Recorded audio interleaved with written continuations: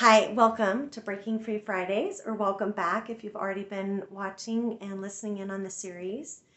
I'm really glad that you're here tonight, and I wanted to focus tonight's episode on the power of language and words.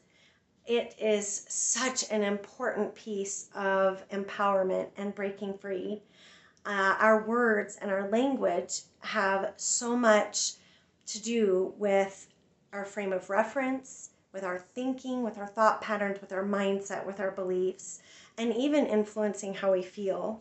So there are a few words in particular that I wanted to share with you, some ways that you can make a big difference in how empowered you are.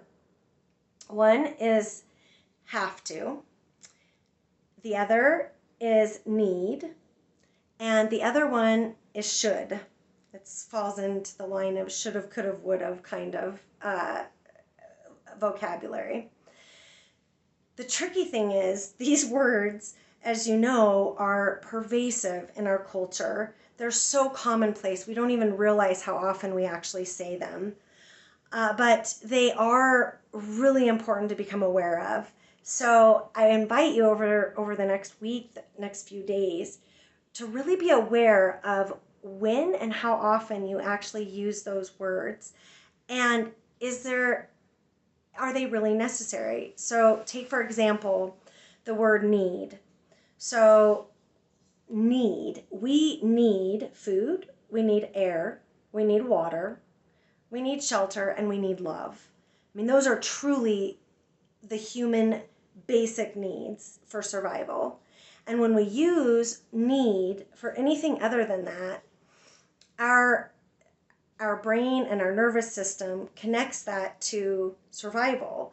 So it creates an increased amount of pressure and stress, and it correlates whatever we're connecting the word need to something that is often not something that is necessary for survival.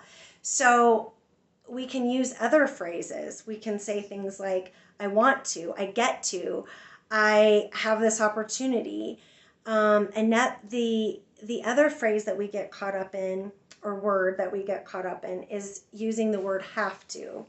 It's another side of the coin to need, because you have to do this, I have to do that. Often we use this phrase in context of things that are not necessary.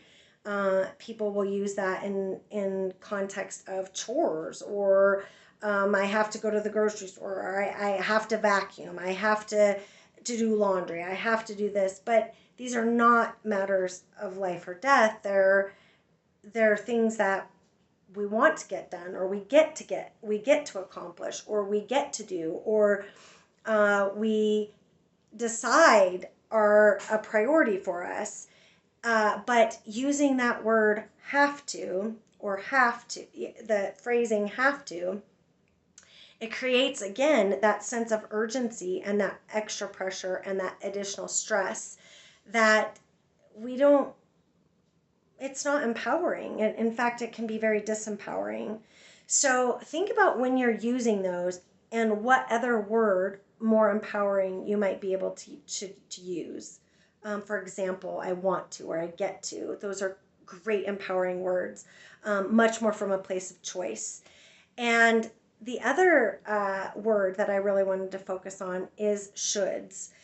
We talked in one of our previous episodes about the importance and the value of having grace, not only for other people, but for ourselves. Oftentimes we forget to have that for ourselves. And should have, could have, would have's, those are ways of creating shame and guilt and blame.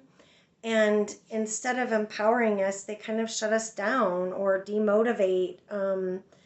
So one of the things that you can think about in examining the shoulds, oftentimes that language comes from a place of trying to please other people, and it might even come from unspoken expectations that you think others have of you, or even that you might even have of yourself.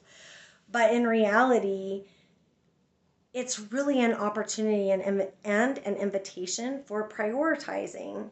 And it's not something to beat yourself up about. So instead of should, again, another empowering word around that is really more, I get to do this, or I want to do this, or my priority is this, or I choose this. So I invite you over the next few days and week, really hone in on your language and what words you often use and how you can up level those into a more empowering state. So I hope you have a great week, and please subscribe or send a like. And I look forward to seeing you next week. Okay, bye.